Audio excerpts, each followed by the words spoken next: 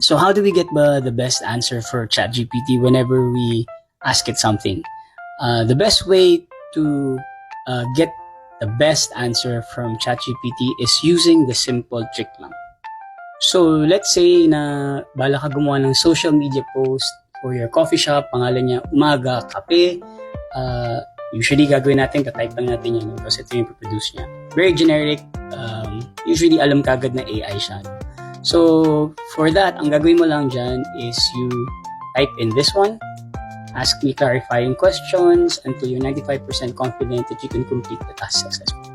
So pag nilagay mo yan, ang maganda dyan is magtatanong siya sa'yo ng mga tanong like paano yung tone, paano yung style, sino target audience. So may mga questions that will help the AI understand yung gusto mo mangyari para makaproduce ng better result. So this prompt was popularized by Miss Sabrina Ramanov.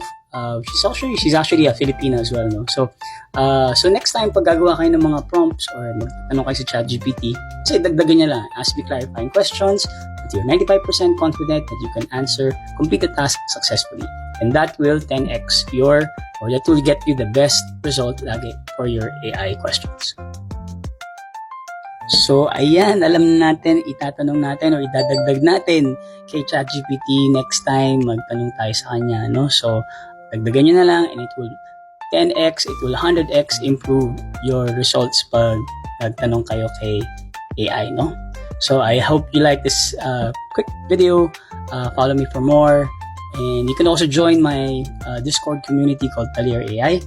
And para matulungan kita doon, you have very specific questions about AI and automation. I'll see you guys!